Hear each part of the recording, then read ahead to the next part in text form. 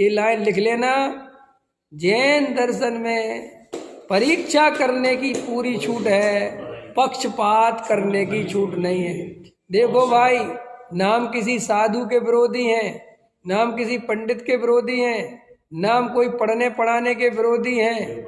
हम तो मूल वीतराग तत्व का पोषण करने वाले, जैन धर्म की पक्की सच्ची श्रद्धा करने वाले वास्तव में सामान्य गृहस्थ हैं। हमें किसी से कोई विरोध नहीं, लेकिन अगर तुम्हें तत्व ज्ञान का अभ्यास नहीं करोगे और इधर उधर की बातों में लगे रहोगे तो ये भव तो चला जाएगा। देखो भाई, साधु के पास नहीं जाना ऐसा तो हम 3 काल में नहीं कहेंगे। साधु तो हमारा जीवन है। हमें आने वाले समय में आज नहीं तो कल और कल नहीं तो परसों और इस भाव में नहीं तो अगले भाव में खुद साधु बनना है, मुनि बनना है। हमारी पक्का श्रद्धान है कि नग्न दिगंबर साधु हुए बिना 3 काल में मुक्ति की प्राप्ति नहीं होगी।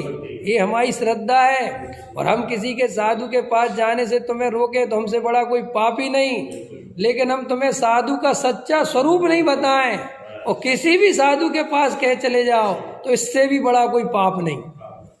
इसलिए साधु का स्वरूप भी बताना जरूरी है। और ये हम थोड़े ही बता रहे हैं, ये तो हमारे आगम में हजारों पेज हमारे आचार्य भगवंतों ने कुगुरु और कुदेव और कुशास्त्र का स्वरूप समझाने में लगा दी। तो हम तो उन्हीं की बात बताते हैं। सो भैया किसी को बुरा लगता हो सो वो जाने, हम तो किसी की बुराई करते नहीं। हम तो जो मूल तत्व ज्ञान है वो बता रहे हैं और हमें कोई विकल्प नहीं। तो यहाँ टोडामल जी साहब ने उसी भाषा में हमसे कहा कि भैया विरोध करने वाले करेंगे, तुम तो अध्यात्म शास्त्रों को पढ़ना मत छोड़ना। तुम उनकी चिकनी चुपड़ी बातों में मत आ जाना, उनकी तंत्र मंत्र विद्या में मत फंस जाना, उनके चमत्कारों के पीछे मत पड़ जाना।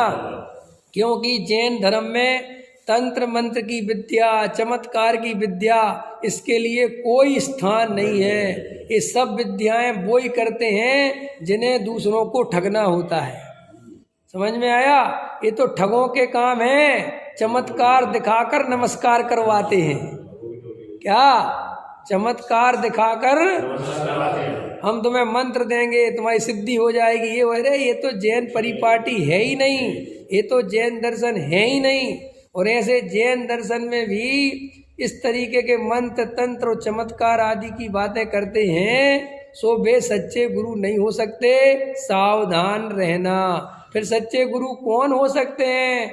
जो केवल सच्चे तत्व की चर्चा करते हैं, तत्व का श्रद्धान कराते हैं, वस्तु का स्वरूप बताते हैं, अपने ज्ञायक भगवान आत्मा के गीत गाते हैं, किसी से राग द्वेष नहीं करते, परिग्रह नहीं रखते, समाज में किसी भी प्रकार के राग द्वेष के कार्यों में लिप्त नहीं होते, एक अपने वीतरागी मार्ग की चुपचाप आराधना करते हैं, जिनकी भाषा सम्मति ऐसी होती है, दिन रात आत्मा का चिंतन, मन में दिन रात आत्मा का चिंतन है।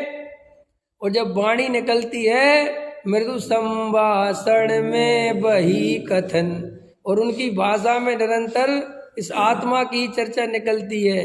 हितमित प्रिय वचन बोलते हैं, मधुर वचन बोलते हैं, रंच मात्र भी जिनके वचनों से किसी भी जीव को पीड़ा नहीं होती, ऐसे दिगंबर सच्चे साधु होते हैं जिनके वचनों से लड़ाई झगड़ा हो जाए, कर्कश वचन बोले, अभद्र वचन बोले, भाषा मर्यादा का ध्यान नहीं रखें, भाषा सम्मति का पालन नहीं करें, ख्याल में अत्यंत क्रोध भाव से बोले, वे सच्चे दिगंबर साधु नहीं हो सकते।